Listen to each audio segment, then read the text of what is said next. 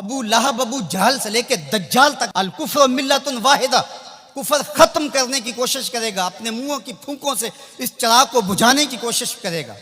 یہ چراغ کبھی آپ کو جھلملاتا ہوا بھی دکھائی دے گا، لیکن یہ بات ذہن میں رکھ لو کہ واللہ متم نورہ، اللہ اس نور کا اتمام کرے گا۔ اللہ اکبر، ولو کرہ الکافرون، کافروں کا سب کچھ ڈوب جائے، اتنا سرمایہ لگایا، مسلمان پھر ابھر گئے۔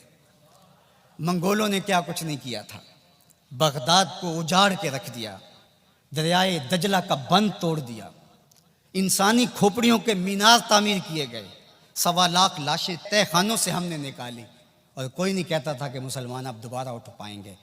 لیکن ہے یا یورش تاتار کے افسانے سے، پاسباں کعبے کو مل گئے صنم خانے سے۔ ان اللہ یؤید ھذا الدین بید الرجل الفاجر، اللہ برے لوگوں سے بھی اس دین کا کام لے لیتا ہے۔ واللہ متم نورہ، وہ اس نور کو ہر صورت میں پورا کر کے دکھائے گا۔ یقین کا چراغ ہمارے ہاتھ میں تما دیا، یہ چراغ کبھی بھی آپ کے ہاتھ سے نہیں چھوٹنا چاہیے کہ دین غالب ہوگا۔ والذی ارسل رسولہ بالہدی ودین الحق لیظہرہ علی الدین کلہ، اللہ تعالیٰ نے رسول کو حق اور ہدایت کے ساتھ مبعوث اس لیے کیا ہے کہ تمام ادیان پر دین اسلام کو غالب کرے گا، اگرچہ مشرکین کو ناپسند ہو۔ ساری ان کی محنت ڈوب جائے گی، ساری کمائی ڈوب جائے گی، اتنا سرمایہ کیا، یہ ٹیکنالوجی کے کھڑے کیے گئے پہاڑ، یہ خریدے گئے غدار، یہ کائنات کے اندر ان کے عالی دماغوں کی محنت، دسیسہ کاریاں، پھیلائے گئے جال، یہ سب ضائع ہو گیا۔ اور اسلام جب اٹھتا ہے تو پھر اسلام اٹھ کے کھڑا ہو جاتا ہے۔ واللہ متم نورہ، اللہ اپنے نور کو ہر صورت میں اس کا اتمام کرے گا۔ اب اتمام دین کے لیے اس نے حضور کے غلاموں سے کام لینا ہے۔ آپ آئے ہو، دھوپ میں بھی بیٹھے ہو، آج عہد کر کے جاؤ کہ ہم اتمام دین کی تحریک میں عملاً شریک ہوں گے۔ اللہ اکبر، اور وہ کس طرح ہوگا؟ اللہ اور اس کے رسول کے ساتھ ہمارا تعلق اگر مضبوط ہوتا ہے تو اتمام دین ہوگا۔ پہلی بات ذہن میں رکھ لیجئے گا، دین کبھی بھی مغلوب نہیں ہوا، دین غالب رہا۔ دلائل و براہین کی روشنی میں دین ہمیشہ غالب تھا۔ سیاسی طور پہ ہم مغلوب ہوئے اور ٹیکنالوجی میں ہم مغلوب ہوئے، مختلف جگہوں پہ مختلف ذرائع میں ہم مغلوب ہوئے، لیکن اپنی فطری صداقت کے اعتبار سے دین کبھی مغلوب نہیں ہوا۔ دیگر عنوانات سے ہماری مغلوبیت ہے، اسلام اپنے فطری مزاج کے ساتھ غالب ہے۔ اللہ اور اس کے رسول کے ساتھ ہمارا تعلق مضبوط ہونا چاہیے، سطحی نہیں ہونا چاہیے، ہمارا تعلق مضبوط ہونا چاہیے۔ ہماری محبت نعروں تک محدود نہیں ہونی چاہیے، ہماری محبت صرف ہمارے لباس اور ہماری وضاحت تک محدود نہیں ہونی چاہیے، بلکہ محبت رسول کا تقاضا یہ ہے کہ ہماری روحیں بھی حضور کی غلام ہونی چاہیے، ہمارا جسم بھی حضور کا غلام ہو، ہمارا طرز زندگی، انداز معاشرت، اٹھنا بیٹھنا، رویے، شادی بیاہ، مرگ، سب کچھ حضور کی غلامی کے سانچے میں ڈلی ہو۔ دوسرا کام آپ نے جو کرنا ہے وہ کتاب اللہ سے ربط مضبوط کرنا ہے۔ جتنا مضبوط ربط قرآن سے قائم ہوگا، امت اوپر چلی جائے گی۔ صرف نعروں سے نہیں، صرف باتوں سے نہیں، میری گفتگو سے نہیں، اس اجتماع سے نہیں، آپ نے قرآن سے اپنے ربط کو مضبوط کرنا ہے۔ کوئی دن آپ کا نہ گزرے قرآن کے بغیر۔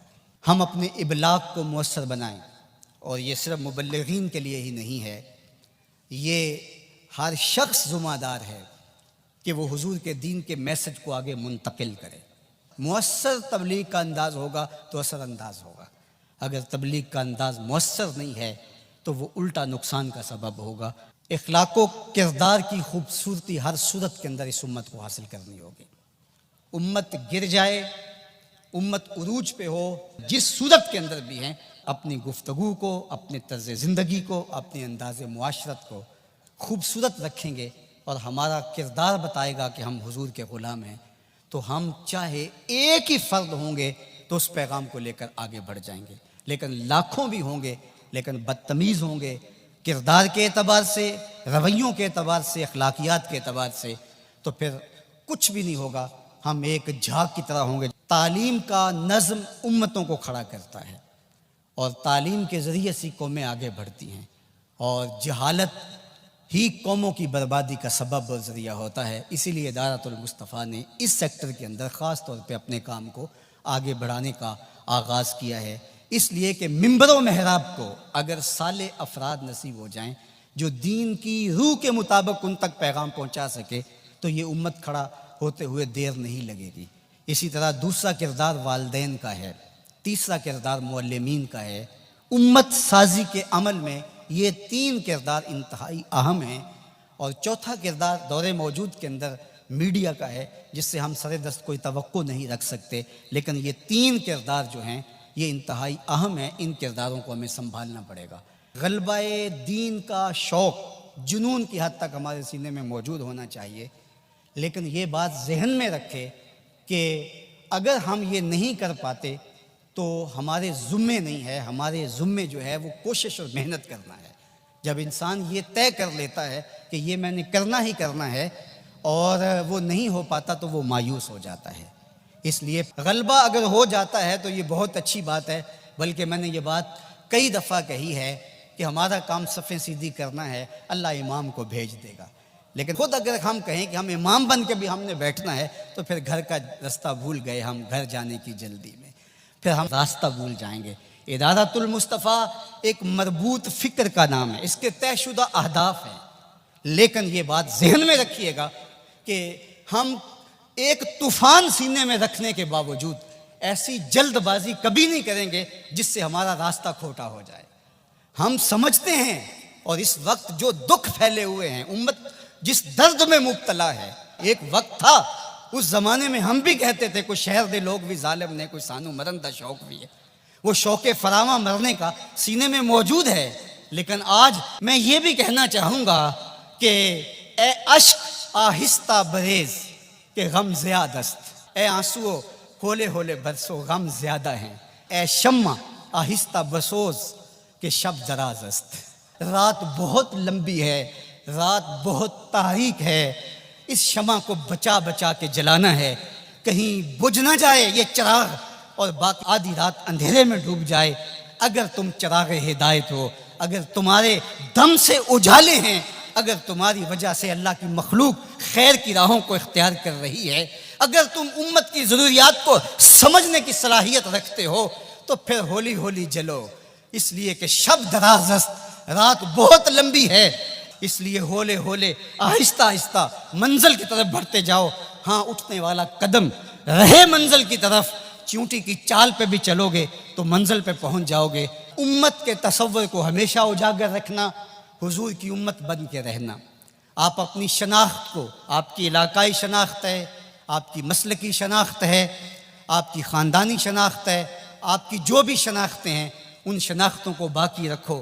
میں ان شناختوں کا انکار نہیں کرتا، لیکن آپ کا تعارف امت کے حوالے سے آگے بڑھنا چاہیے، اور امت یہ ایک آفاقی تصور ہے کہ جو آپ کو کھڑا کر دے گا اور آقا کریم علیہ السلام کی تسکین قلب کا سبب اور ذریعہ بنے گا۔ جب علماء مشائخ ایک دوسرے کے جبے ادھیڑ رہے ہوتے ہیں، منبر رسول جو حضور کا دیا ہوا ہوتا ہے اس پہ ایک دوسرے کو کافر کہہ رہے ہوتے ہیں، اور کسی کو کافر کہنے پہ جشن منا رہے ہوتے ہیں، اور ان کی پگڑیاں ادھیڑ کے اس کی دھجیاں بکھیر رہے ہوتے ہیں اور اس پہ رقص کر رہے ہوتے ہیں، گنبد خضرا میں رسول اللہ کو کتنی تکلیف ہوتی ہوگی۔ تو اس لیے امت بن کے رہو، بکھر کے نہ رہنا۔ سیاسی شعور اچھی طرح سے آپ پہ اندر ہونا چاہیے۔ ہم انتخابی سیاست سے گریز اس لیے کرتے ہیں کہ اس کا نتیجہ ہماری آنکھوں کے سامنے ہے کہ 70 سال میں کچھ نہیں ملا، تو آئندہ ہم جو میسر ہے وہ ہم جو کر رہے ہیں وہ بھی کیوں چھوڑ بیٹھیں۔ اس لیے کہ جو میں کر رہا ہوں اس سے حقیقی سیاسی شعور پیدا ہوگا، رجال کار پیدا ہوں گے، افراد سازی کے عمل سے ہم گزر رہے ہیں۔ وہ ایک زمانے میں مجھے کسی نے کہا کہ آپ ضرور آئیے، اور بڑی ہی محبت کا اظہار کیا اور بہت سبز باغ بھی دیے۔ تو میں نے ان کو پیر نصیر الدین علیہ رحمہ کا ایک قول سنایا کہ ایک زمانے میں ان کو وقت کے ایک حکمران نے کہا کہ جناب آپ آئیے، ہم آپ کو وزیر بنانا چاہتے ہیں۔ تو انہوں نے ہنس کے کہا میں بادشاہ، تو میں نے وزیر بنانا چاہنا ہے۔ اس لیے ہم انتخابی سیاست کا کوئی عملی نتیجہ نہیں دیکھتے۔ اور اگر آپ سوشل میڈیا اور الیکٹرانک میڈیا دیکھتے ہیں تو آج کل جو ہاہاکار مچی ہے، جو اندھیر نگری ہے، جو لہجوں کی عجیب بدبو پھیلی ہوئی ہے، تو کیا کوئی یہ پسند کرتا ہے کہ میں بھی جا کے اس ماحول میں کھڑا ہو جاؤں؟ اور اگر کوئی کہتا ہے نہیں جناب آپ صاف سیاست کیجئے، تو میاں یہ صاف سیاست کا تو ماحول پیدا کر رہے ہیں، یہ رجال کار ہی تو پیدا کر رہے ہیں۔ باقی یہ آرزو کہ آپ آئیں، میاں میری یہ آرزو نہیں ہے کہ میں آؤں، وہ ماحول پیدا کرنا چاہتا ہوں کہ کوئی آئے، اس کے لیے کوئی بنیادیں تو کھود جائے، کوئی راستے کے اندر سے پتھر تو ہٹا دے۔ سب نے یہ کہا کہ میں آؤں گا، لیکن راستے کے اندر پتھر پڑے تھے۔ ہمارا مشن ان پتھروں کو ہٹانا ہے، راستے ہموار کرنا ہے، اور ہم نے دیر تک اس کام کی طرف جانا ہے۔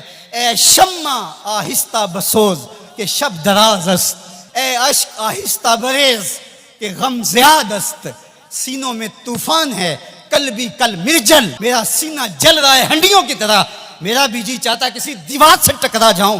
ان حالات میں کیا کوئی دیکھ سکتا ہے کہ رسول اللہ کی امت کاٹی جا رہی ہو، بچے ذبح کیے جا رہے ہو فلسطین میں، کشمیر میں؟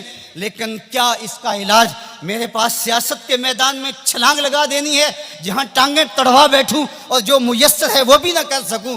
میں جو کرتا ہوں میں شعوری طور پہ کھڑا ہوں، میں جہاں کھڑا ہوں دلیل سے کھڑا ہوں، میں جہاں کھڑا ہوں میں پورے تیقن کے ساتھ کھڑا ہوں، منزل اور ہدف میری نگاہوں کے سامنے ہے، میں آہستہ آہستہ بڑھتا چلا جاتا ہوں، لیکن منزل کی طرف میری سیر ہے۔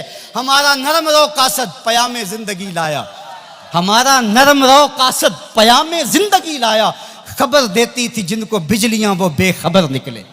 تو ہم بجلی کی طرح کوند کر کے ہم شعلہ نہیں بنیں گے، ہم شمع بنیں گے۔ لوگ کہتے ہیں شعلہ بن جاؤ، شعلہ بننا بھی یہ آگ کا مزاج ہے، اور شمع بننا بھی آگ کا مزاج ہے، لیکن ہم شعلہ بننے کا مزاج نہیں رکھتے، ہم شمع بننے کا مزاج رکھتے ہیں۔ اے شمع آہستہ بسوز کہ شب دراز است، اے اشک آہستہ بریز کہ غم زیاد است۔